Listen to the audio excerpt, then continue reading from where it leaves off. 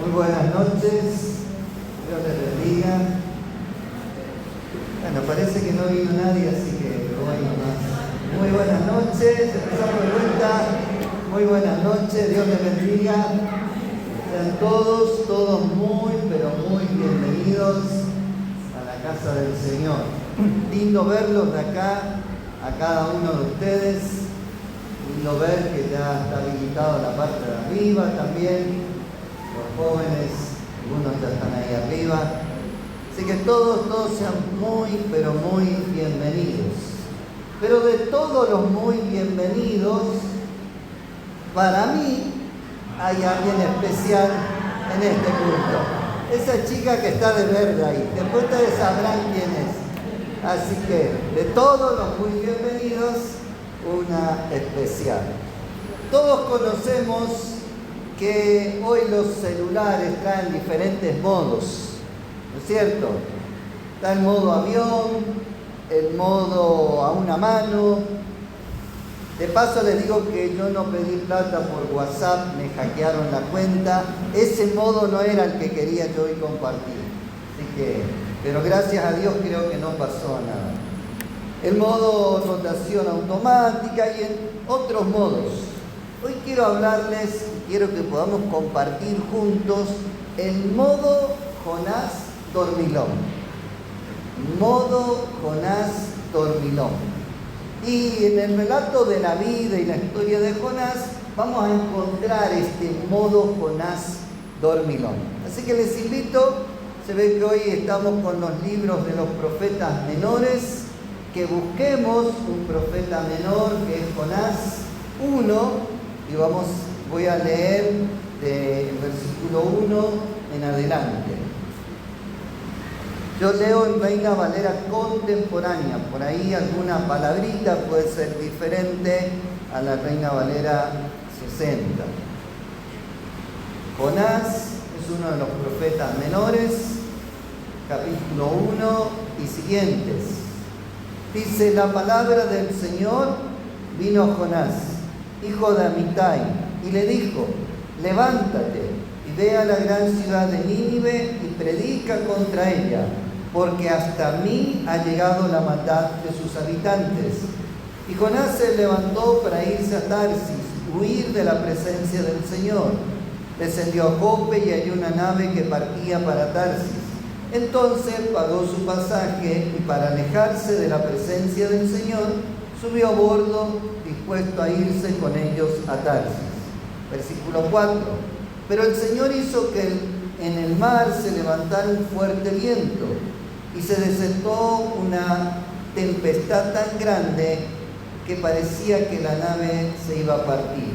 Los marineros tenían mucho miedo y cada uno de ellos clamaba a su Dios. Entonces echaron al mar los enseres que había en la nave para deshacerse de ellos. Jonás, en cambio, había bajado al interior de la nave y se había echado a dormir. Así que el patrón de la nave se le acercó y le dijo: ¿qué te pasa, dormilón? Levántate y clama a tu Dios. Tal vez tenga compasión de nosotros y no pereceremos. Jonás era un mensajero de esperanza. Él tenía un mensaje de parte de Dios y una misión de parte de Dios muy clara: ir a una ciudad a llevarle la palabra. Pero el mensaje incluía que la maldad tiene un límite. La maldad tiene límites. Quizás en el cielo no haya termómetro porque nadie tiene la fiebre alta, pero quizás hay algún aparatito que es el maldadmetro.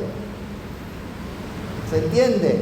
No termómetro, sino maldadmetro, donde se mide la maldad de un pueblo, de una persona, de una familia, porque dice claramente que en el versículo 2: levántate y ve a la gran ciudad de Nínive y predica contra ella, porque hasta mí ha llegado la maldad de sus habitantes.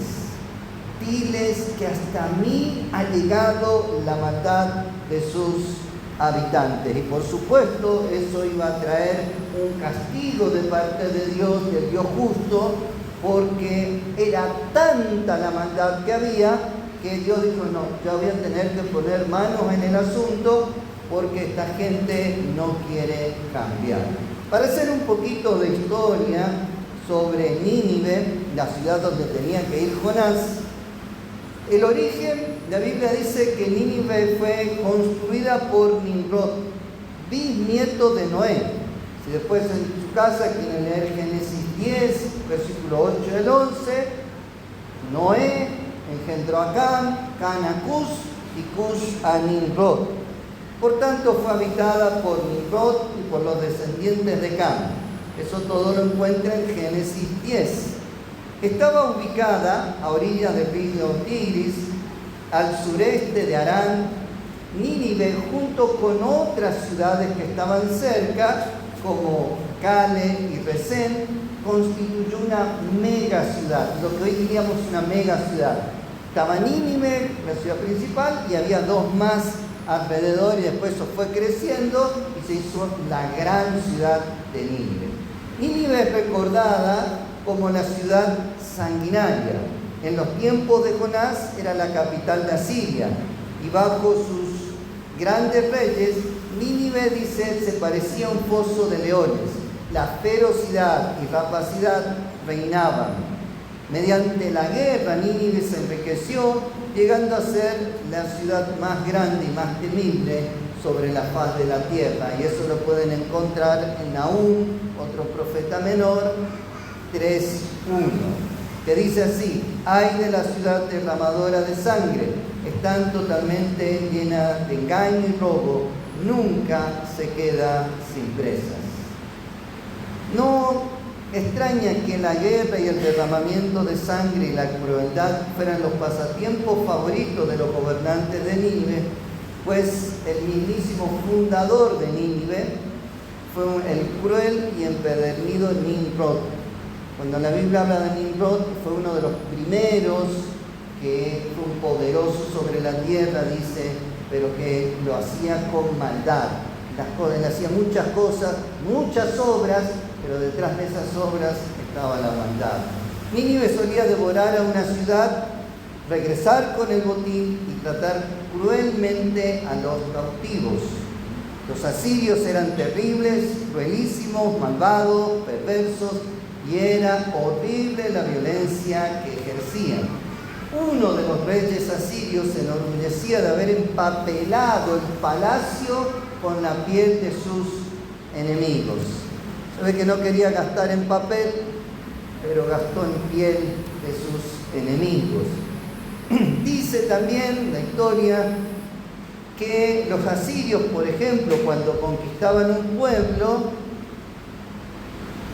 creaban pueblos nuevos en este sentido, los desnarigados. ¿Qué se les ocurre? A todo el pueblo le cortaban la nariz y entonces creaban el pueblo de los desnarigados o de los desorejados. A todo el pueblo conquistado le cortaban las orejas para demostrar su poder, su crueldad y que ellos eran los dominantes. Era tal la crueldad que tenía esta gente. Por eso es que se graba en la historia, en la memoria, a Nínive como una ciudad sanguinaria, donde había saqueo, opresión, violencia. La guerra era algo común entre los ninivitas. Por eso Dios envía al profeta para darle la oportunidad de arrepentirse.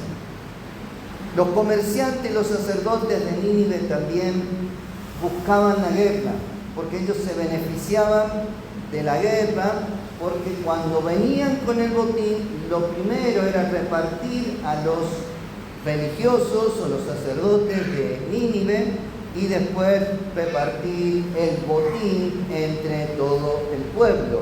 Dice Nahum 2:9, porque Nahum habla de Nínive también, no hay fin de los almacenes. Tenían mucha riqueza porque del saqueo de los otros pueblos, una abundancia de toda suerte de artículos valiosos. Pero volviendo y dejando un poquito a Nínive, volviendo a Jonás. Jonás tenía que ir a esa ciudad, no era cualquier ciudad, era la ciudad más cruel. Pero Jonás recibe un mandamiento muy claro de levántate y ve y predica en esa ciudad.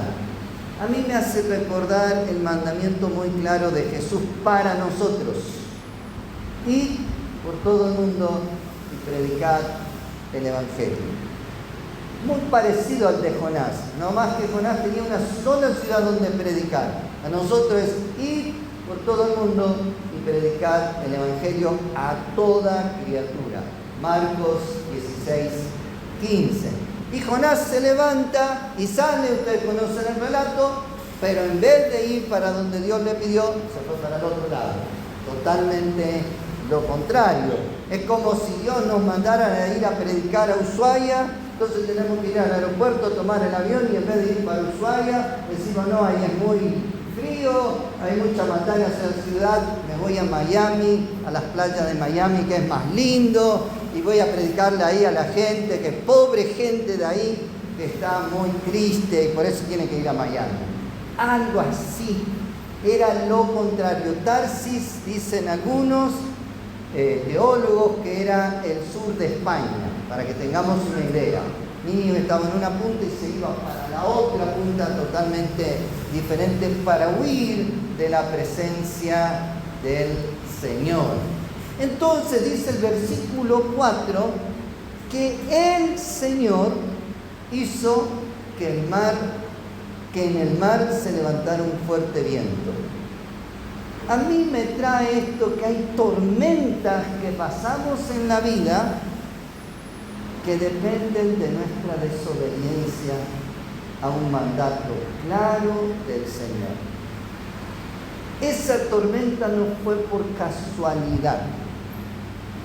En esa tormenta dice que se desató tal tempestad que los marineros tenían mucho miedo. Ahora los marineros estaban acostumbrados a las tormentas. Ellos vivían en el mar, era su vida, el mar, el comercio, ir de un lado para otro, pero esa tormenta era especial, esa tormenta era muy intensa, esa tormenta, había algo detrás de esa tormenta, aunque los marineros no supieran, pero ellos percibían que esa tormenta iba a romper el barco, iba a deshacerlos y que iban a morir todos. Y en cada ruidito de ese barco, me imagino de madera, los marineros más y más se asustaban. Empezaron a tirar los enseres para que la nave quede más liviana y empezaron a clamar, cada uno a su Dios. Fíjense el versículo 5 de Jonás 1:5, los marineros tenían mucho miedo. Eran gente de mar, gente de que habían pasado tantas tormentas. Cada uno de ellos clamaba a su Dios. Entonces echaron al mar los enseres que había en la nave para deshacerse de ellos. Jonás, dice el 5, en cambio, se había bajado al interior de la nave y se echó a dormir. Yo no sé cómo pudo dormir en una tormenta, pero se ve que estaba acostumbrado a dormir este hombre y tenía sueño profundo. Cada uno de esos marineros, acostumbrado a las tormentas al mar, empezó a clamar a su Dios, al Dios cielo, al Dios piedra, al Dios mar, al Dios palo, al Dios nave, qué sé yo, al Dios que se le ocurría. En la desesperación y frente a la muerte evidente que percibían estos marineros, cualquier Dios era bueno. Cuando el barco se hunde, hay que achicarse, soltar todo lo que no es primordial para aferrarse a la vida. Lo mismo pasa hoy, mis hermanos. Cada uno clama, ora, reza a su Dios para que en el barco de su vida, su familia, su trabajo no se hunda frente a tantas tormentas. El domingo próximo pasado les dije que empezaba el mes de Ramadán. Todos los musulmanes del mundo están orando, clamando y ayunando. Ellos ayunan todo el mes. Empezó el 28, o empieza el 28 de ahora de febrero, ya fue el 28 de febrero el mes pasado, hasta el 30 de marzo. Ellos oran, hacen promesas. En otras palabras, más simples, los paganos, los inconversos, los que no tienen una religión centrada en Jesucristo, que hoy cantamos también, el único que se merece la gloria, la honra y el poder, sea a Jesucristo el Rey. Yo cuando canto eso, digo, toda la gloria es para nuestro Señor. Esa palabra es una proclamación, toda la gloria para nuestro Dios. Pero hay otros, muchos, que no le dan la gloria a Dios. A Mahoma, a Alá, a Buda, y podría seguir nombrándole tantos.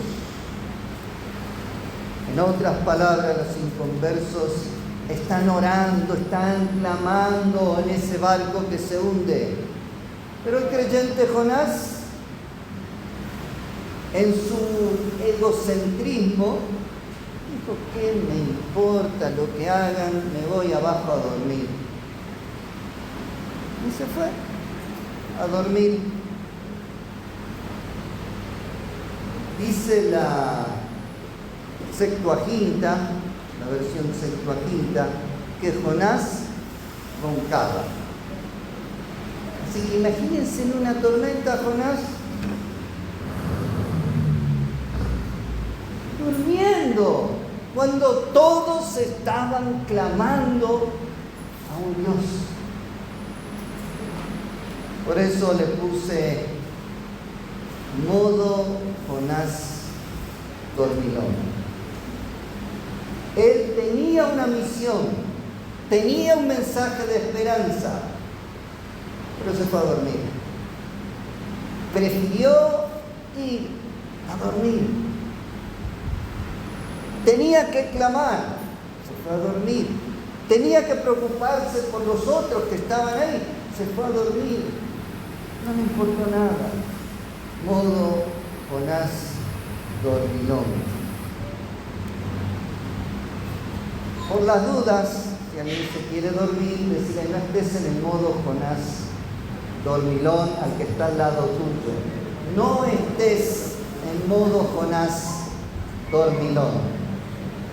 No estés en ese modo. Hay momentos de dormir, pero hay momentos de clamar, de pedir a Dios.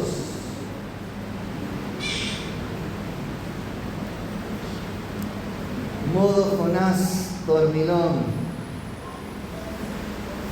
Cuando el barco se hunde, llámele barco a su familia, su trabajo, su salud, como usted le quiera llamar a ese barco. Cuando el barco se hunde, no es tiempo de dormir, es tiempo de clamar, es tiempo de orar sin cesar. No es tiempo de dormir.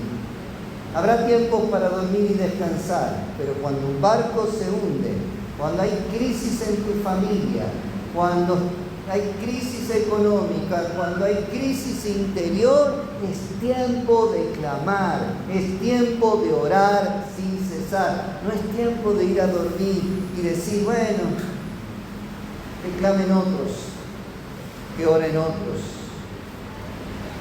En el barco hay toda clase de personas.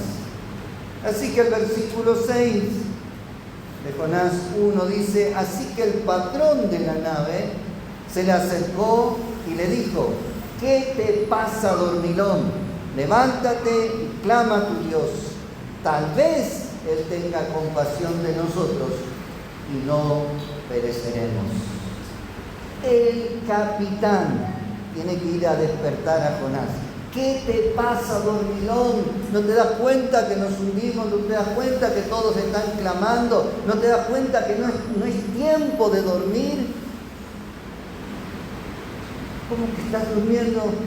Levántate, despertate.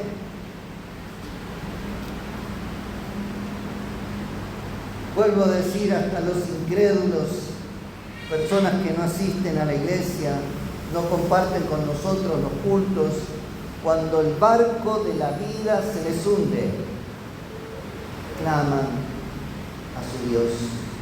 Y muchas veces nos piden que clamemos por ellos. Orá por mí, estoy en una situación difícil. Orá por mí, clamá por mí. El barco, si se hunde, perecemos todos. Por eso el capitán le tiene que decir: despiértate. ¿Qué te pasa, dormilón? Dejá de dormir, levántate. Y el apóstol Pablo en Efesios, si quieren buscarlo, Efesios 5, 14, dice algo similar, en otro contexto, pero algo similar.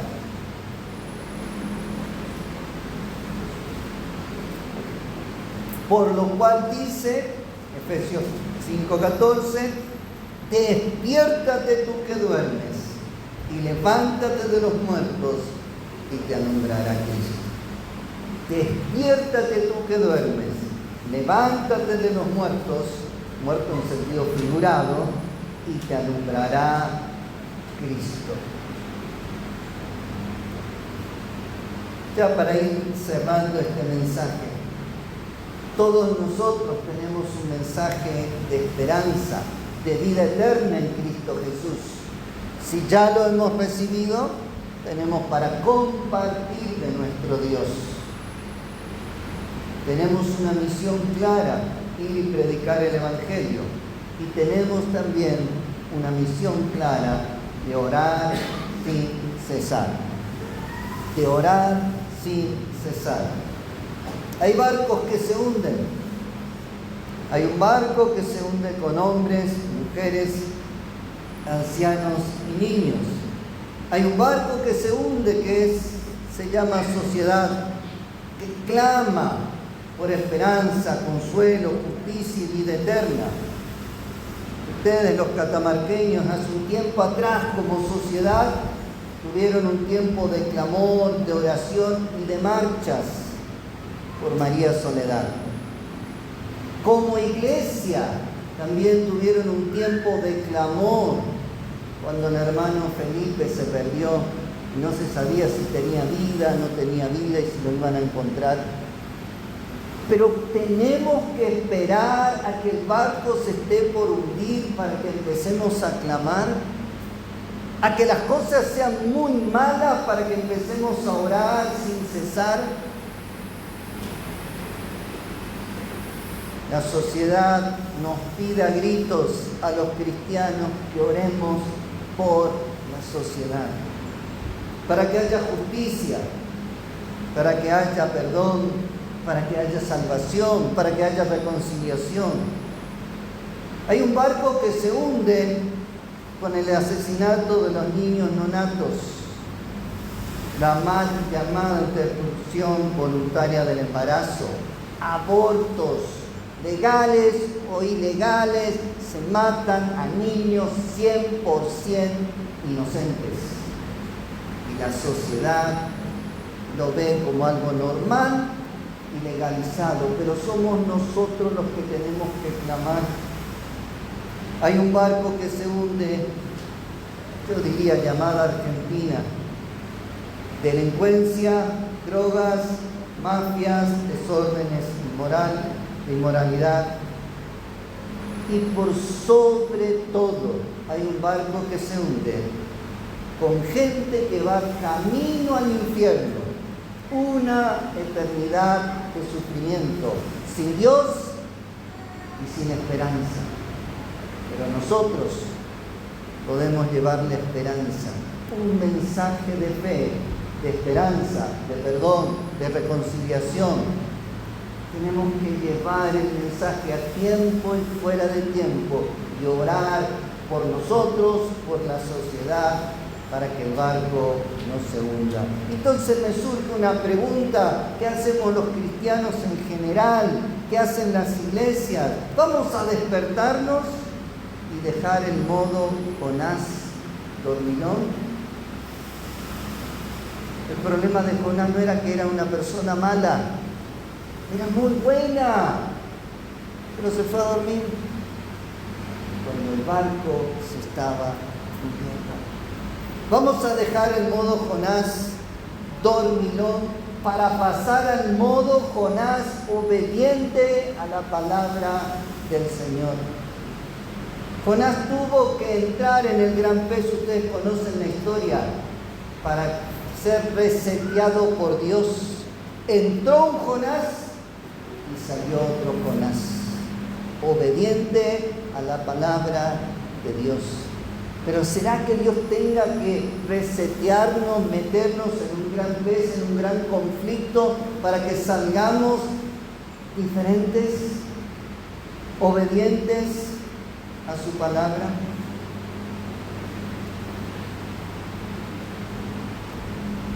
Yo creo que la iglesia en su conjunto hace algo por la sociedad, por su barco. Pero en esta noche permítanme animarles a seguir orando, a seguir clamando, a seguir accionando, a seguir predicando el Evangelio de las buenas nuevas de nuestro Señor. Permítanme, quiero animarles y despertar a los Jonás dormilones. Si entras en esa categoría, deja de dormir. Hay una sociedad, hay personas cerca tuyo que te están diciendo: despertate, clama a tu Dios. Quizás tu Dios tenga misericordia de nosotros y no pereceremos. Y si no, como dijo el apóstol Pablo, despiértate tú que duermes y levántate de los muertos y te alumbrará Cristo. ¿Qué tal si le decimos: despiértate tú que duermes al que está al lado tuyo? Despiértate tú que duermes y levántate y te alumbrará Cristo. Despiértate al clamor. No es orar por compromiso, no es orar para la comida: Señor, bendice estos alimentos, amén. No es orar a la noche: Señor, gracias porque me diste un buen día, me protegiste, me pongo a dormir. Es clamar por la sociedad, clamar por los enfermos, es clamar por los necesitados, es clamar por los perdidos, para que la luz de Cristo ilumine a más y más personas. Despiértate tú que duermes y te alumbrará Cristo. Por eso les pido que me ayuden a despertar a los creyentes modo Jonás dormilón. ¿Para qué? Para que se transformen en mensajeros de esperanza, para que se transformen en oradores sin cesar. Dios les bendiga.